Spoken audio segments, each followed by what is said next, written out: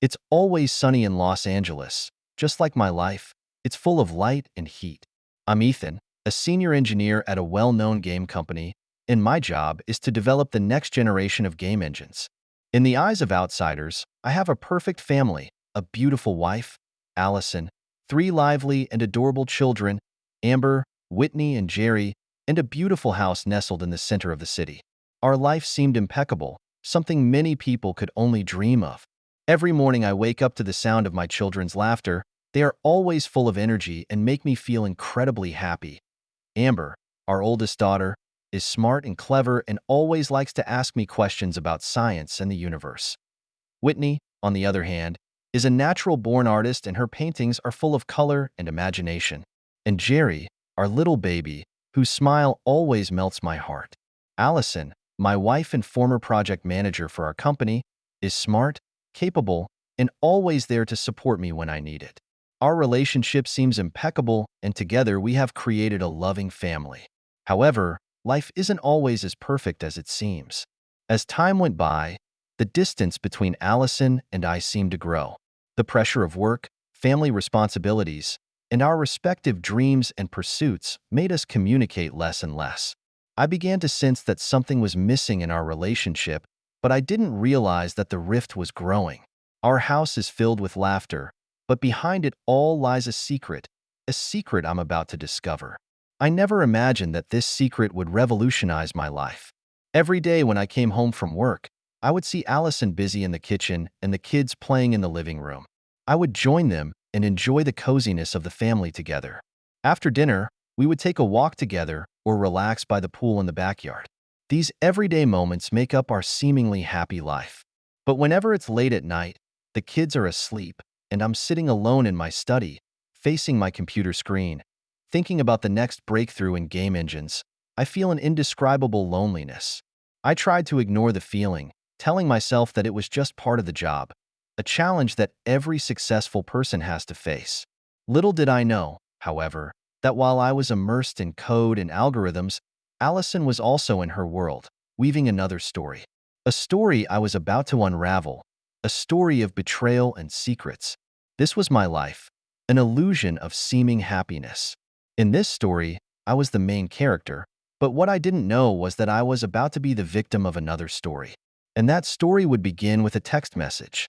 It was a normal evening as our family sat around the dining room table, enjoying dinner, with Amber and Whitney vying to tell us funny stories about their school days, Jerry giggling and mimicking her sisters, and Allison smiling and listening, occasionally interjecting, in a warm and harmonious atmosphere. After dinner, I took the kids to the backyard to play while Allison stayed in the kitchen to clean the dishes. The kids were splashing around the pool, and I was sitting in my recliner, enjoying a moment of peace and quiet. That's when my eyes inadvertently landed on Allison's cell phone, which was lying quietly on the dining room table, its screen lit up and displaying an unread message. Out of curiosity, or perhaps driven by some sort of intuition, I picked up the phone. The password, which I entered lightly, unlocked the screen. A message came into view from a familiar name: Roger, my partner, someone I trusted. The message was short and ambiguous. "Honey, no change in plans for tonight. I can't wait to see you." My heart instantly sank to the bottom, and a sense of foreboding gripped me. I felt a wave of dizziness, and the cell phone in my hand seemed to weigh 1,000 pounds. I tried to tell myself that it was probably just a misunderstanding, that maybe Roger was just joking. But deep down, I knew it was more than a joke. I felt a deep sense of betrayal, a pain of being betrayed by those closest to me. I tried to calm myself, put my phone back where it belonged, and pretended nothing had happened. But that night, I couldn't sleep. I lay in bed, replaying the message over and over in my mind, trying to find a rational explanation. The next day, I began to investigate in secret. Using my expertise, I quietly installed a monitoring software on Allison's cell phone. Whenever she received a message or made a call, I received a copy. I started tracking her movements, trying to find out the truth. As time went on, evidence surfaced. I saw more information and heard more calls. Each discovery was like a sharp knife that stabbed me in the heart. I couldn't believe that my wife, whom I loved so much, had betrayed me by having an illicit relationship with my partner, Roger. I felt angry. I felt betrayed. But more than that, I was disappointed.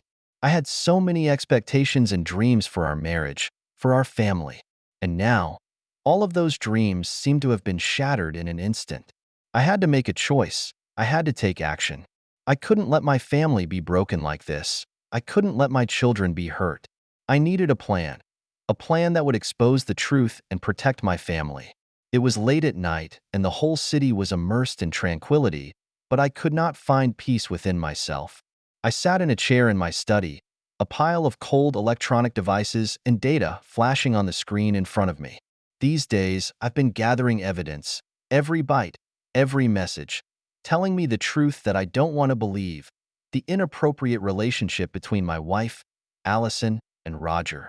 Pain and anger mingled in my heart, and I felt betrayed by the people I trusted the most. I needed a plan that would make them pay. I couldn't just sit back and wait. I needed action. I needed justice. I set out to use my expertise to plot a revenge. As a senior engineer, I know the power of technology and I know how to utilize it. I decided to utilize my skills to gather more evidence so that Allison and Roger would have nowhere to run. I installed more surveillance equipment in my home and even a tracker in Allison's car. I started recording her every move, every trip, every call, every secret meeting with Roger. I needed hard evidence, and I needed the truth to come out. At the same time, I started consulting with lawyers about the legal possibilities. I needed to know how I would be able to utilize this evidence and how I would be able to deliver a crushing blow to them in court. I knew it was going to be an uphill battle, but I had to fight for my family and for my dignity. During this process, I was constantly struggling with my inner self.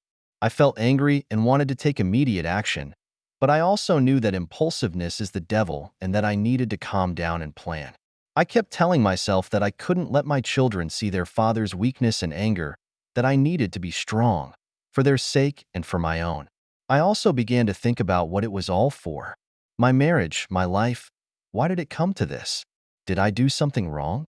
Or is the world itself full of betrayal and deception? I tried to find the answers, but they always seemed so far out of reach. I felt alone. I felt helpless, but I knew I couldn't give up. I needed to set an example for my children, and I needed to show them that even in the darkest moments, there is always a ray of light waiting for us. My heart was like being frozen, each beat accompanied by a piercing cold. I had to act, but at the same time I had to be careful.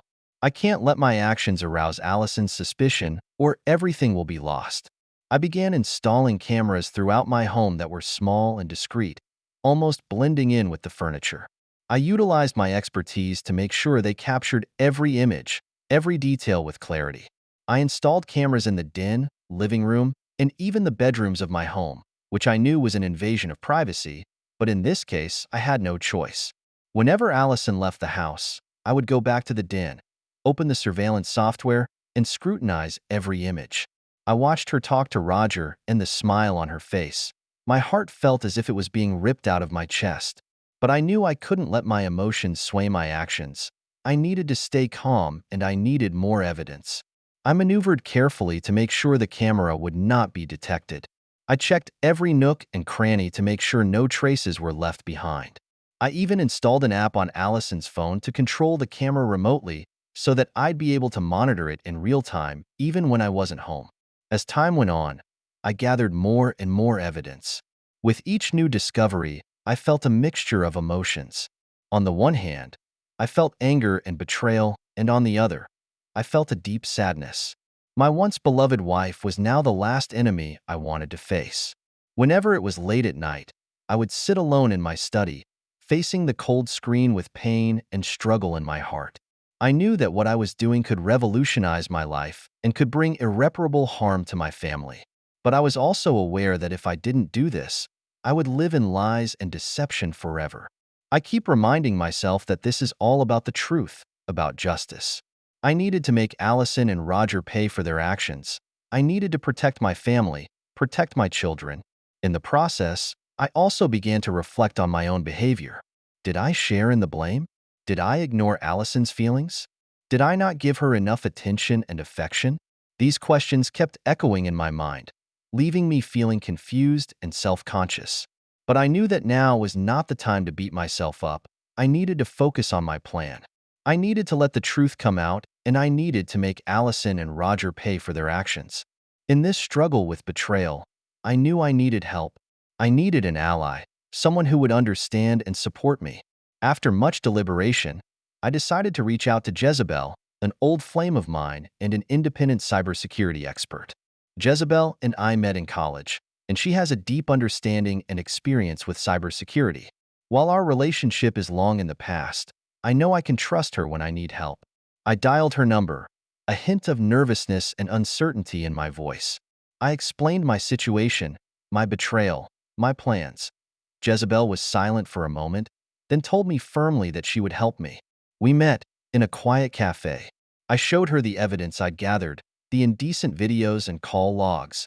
Jezebel listened intently, a gleam of determination in her eyes. "Ethan, I'll help you." Her voice was firm and strong. With Jezebel's help, we developed a plan. We posted the indecent videos on a well-known adult website, but not for money or fame, but to expose the truth, to expose Allison and Roger's crimes to the world. We maneuvered carefully to make sure all the releases were anonymous and couldn't be traced back to us. We chose a moment, one that neither Allison nor Roger could refute. With the release of the video, the internet began to buzz about Allison and Roger. People began to question their relationship and began to have doubts about their reputations. I knew that this was just the first step and that I needed more evidence, stronger evidence. In the aftermath of this, I felt a mixture of emotions. On the one hand, I felt excitement and anticipation that the truth was about to be revealed. On the other hand, I was apprehensive about the conflict and suffering to come. The exposure of the indecent video on the internet was like a heavy bomb, not only destroying Allison and Roger's reputation, but also completely tearing our marriage apart. I sat in my study with the mouse in my hand and the gut-wrenching images on the screen. I took a deep breath and closed the page, knowing it was time to face it all. I found Allison, who looked a little uneasy, as if she had sensed something. I didn't beat around the bush and asked her directly, "What happened between you and Roger?" My voice was calm, but inside I was in waves. Allison's face instantly turned pale as she tried to defend herself, but those feeble arguments seemed so pale in front of the ironclad evidence. I looked at her, my heart filled with disappointment and pain. We used to be everything to each other, but now all that's left is betrayal and lies. "Let's get a divorce." I finally said the words, no anger in my voice, just determination. Allison's tears began to slide down her face as she begged for my forgiveness, but it was too late. At the office, I couldn't contain the anger in my heart. When I saw Roger's smug face, all reason was consumed by anger. I rushed forward and punched him hard. His co-workers watched the scene in shock, and no one stepped forward to stop it. "You think you can get away with this? You think you can take everything from me?" I growled, each punch filled with all my anger and disappointment. That punch not only hit Roger in the face, but also shattered my peaceful life at the company. I was taken to the Human Resources Department and faced the questioning of my leaders and the whispers of my coworkers. I knew I might lose my job, but at that moment, I didn't regret it, and it was a brief catharsis and temporary payback. Roger's standing in the company was in tatters. He was the subject of backbiting, ostracized and pointed at by his coworkers. I know it was a huge blow to his career, but he deserved it. I need closure. I need the truth to come out. I need to let those who betrayed me know that justice is not absent, only occasionally late. The atmosphere in the courtroom was tense and serious, and I stood on the witness stand, facing the judge and jury with determination in my heart. Today, the first day of my divorce proceedings with Allison, I had to let everyone know the truth. My attorney, an experienced middle-aged man, stood beside me, his eyes revealing a hint of imperceptible tension. I took a deep breath and began to state my story, from our happy family to the moment I found out Allison had been unfaithful. I described in detail my relationship with Allison, our children, and how I discovered the inappropriate relationship between her and Roger. My voice was firm and strong, and I wanted everyone there to feel my sincerity and determination. Then I showed the evidence I had gathered. I played the indecent videos, showed the phone records between Allison and Roger, and the surveillance footage of their secret meetings. Each piece of evidence hit Allison and Roger's reputation like a hammer. I could see the shock and panic on Allison's face while Roger sat in the gallery, his face blue with anger in his eyes. I knew that they hadn't expected me to be so well prepared. My attorney did an excellent job in court, skillfully utilizing every piece of evidence and vigorously questioning Allison and Roger. His wit and determination caught his opponents off guard and impressed the judge. The lights in the courtroom were bright and harsh as I stood on the witness stand in front of the judge and jury. Today, I was fighting not only for justice for my marriage, but for my rights as a father, full custody of my children. My attorney sat beside me as he whispered final instructions and encouragement. I took a deep breath and then began my statement. I talked about my daily routine with my children, the fun times we shared, and my plans for their education and future. I displayed my children's drawings and crafts, as well as letters they had written to me. These were proof of my involvement in their lives as a father, proof of my love and care for them. There was emotion in my voice, and I needed to make the judge feel that I was not only a father, but also the strongest support for my children. In court, I also faced questioning from Allison's lawyers. They tried to paint me as someone who had lost his mind out of anger and vengeance, but I was not swayed by the accusations. I answered every question firmly, and there was not a hint of avoidance in my eyes. I talked about my commitment to my children's future, how I plan to provide them with a better educational environment, and how I will make sure their emotional needs are met. I emphasized my sense of responsibility to my family and my commitment as a father. I looked at the judge, and his eyes revealed seriousness and consideration. I knew that he was weighing my statement and Allison's and trying to make the fairest judgment possible. As the trial progressed, I felt a tension I had never felt before. I knew that this was not just a legal battle, but a battle of love and responsibility. I couldn't let my children down. I couldn't let their future be jeopardized. Eventually, there was silence in the courtroom as the judge announced his decision. His voice was clear and firm as he awarded me full custody of the children. At that moment, I felt a deep sense of relief and joy. My hard work had paid off, and I would be able to continue to play the most important role in my children's lives. I walked out of the courtroom with the sun on my face and felt a deep sense of peace and contentment. I know that no matter how difficult the road ahead may be, I will walk it with my children. I will continue to be a father, giving them love, care, and support to ensure they have a happy and bright future. Getting custody of the kids turned a new page in our lives. We left that old house full of memories and moved to a place where we could make a fresh start.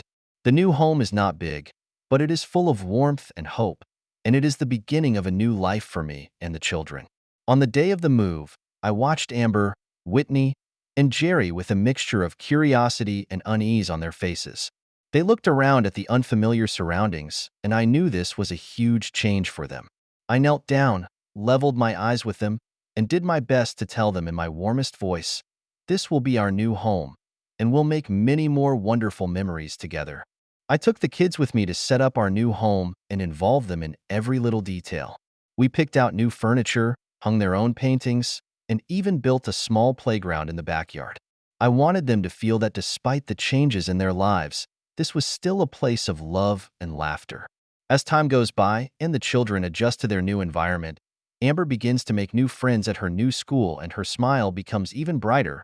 Whitney shows more talent in art and her paintings begin to be recognized in school exhibitions. And Jerry, our little baby, has found his joy in his new surroundings and his laughter fills the home. I try to balance work and family life to make sure that I have enough time for my kids. We cook together, do homework together, and explore every corner of the city together. I want them to know that no matter how life changes, their father will always be here to support and protect them. I also started to reestablish my social life by interacting with my neighbors and participating in community events. I want to set a positive example for my children to see that life can still be full of hope and joy, even after difficulties and challenges. This new life is not without its challenges, but each day I am grateful to wake up and see the smiling faces of my children. I am grateful for the opportunity to start over and create a brighter future for our family. In this new home, we have found not only peace and comfort, but more importantly, we have found growth and hope. I know that as long as we are united, there is nothing we cannot overcome. This is our new life. This is our new beginning. This is the dawn of our new life together. The dawn of a new life brings hope and unexpected warmth. Jezebel, my old flame, came into our lives like a guardian, unnoticed. When I needed help the most, she reached out and gave me strength and courage. She didn't come to me by accident, but rather from the difficult times we shared. Throughout the divorce proceedings with Allison and the fight for custody of the children, Jezebel stood by my side, and her support was a beacon of light that illuminated my path. Over time, our relationship has slowly changed. No longer simply an old acquaintance, but an integral part of each other's lives. Jezebel not only helps me take care of the kids, but her presence brings new life to the home. She gets along well with the children, and her patience and understanding make them accept her quickly. She is involved in the children's lives, whether it's tutoring homework or participating in outdoor activities together. She enjoys it all. Watching her interact with the children fills my heart with gratitude and warmth. Jezebel has also provided me with a lot of advice and help in my life. Her wisdom and experience have given me invaluable guidance on many issues. Whether it is family management or career development, her advice is always pertinent and practical. I began to realize that Jezebel had become an important part of my life. Her presence made my new life more fulfilling and beautiful. The bond between us grew silent, and we began to share more of each other's joys and sorrows and become more involved in each other's lives. After one of our dinners, I sat on the balcony with Jezebel and looked at the stars as we talked about the past, the present, and the future. I felt a sense of peace and happiness that I had never felt before, and I knew that I couldn't have done it without Jezebel's company. Her return was not simply a reunion, but a new beginning, a deeper connection. Our relationship has become more solid and precious through the test of time. I feel so blessed to have Jezebel by my side in this new phase of my life. Her love, her wisdom, and her support are all invaluable assets that I cannot put into words. I know that no matter what the future holds, as long as we are together, nothing is impossible. Time is the cure for all wounds. It passes quietly, taking away the shadows of the past and bringing new hope. Despite the profound pain and struggle that divorce has caused my children and me, we have chosen to be strong and to move forward. I look at Amber, Whitney, and Jerry, and the initial confusion and fear is gone from their eyes. They had learned to face their past hurts and bravely greet each new morning. I was proud of their resilience and maturity. As a family, we started trying all kinds of new activities, taking family cooking classes, going on hikes together, and even organizing family movie nights. These shared experiences brought us closer together and filled our home with warmth and laughter. I've also started having deeper conversations with my kids, encouraging them to express their feelings and thoughts.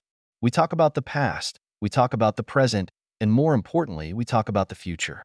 I tell them that no matter how life changes, we will face it together and overcome it together. Jezebel was instrumental in this process. Her presence not only brought me support, but also care for the children.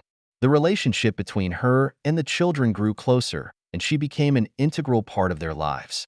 As the seasons change, so does our home. New paintings hang on the walls, the shelves are filled with new books, and every corner is filled with signs of life. This home is no longer a simple living space, but a place where we grow and remember together. I also began to re-examine myself, and I learned to forgive and let go. I realized that even though the past has pain that cannot be erased, it is part of our growth. I learned to cherish the happiness in front of me and every moment with my family. In the process, we not only gained growth and courage, but more importantly, we rediscovered the warmth and happiness of our family. We learned that no matter what challenges life brings, as long as we are united, there is nothing we cannot overcome. Standing on the balcony of our new home, I watched the kids play in the backyard as Jezebel smiled at them. The sun was warm and bright on our faces. I knew that this was our new life. This was our family reconciliation. This was our shared happiness. Thank you for taking the time to listen to today's story. If you enjoyed it, please like and subscribe if you haven't already. If you have a story to share about your own or someone else's experience, please feel free to contact me. Take care.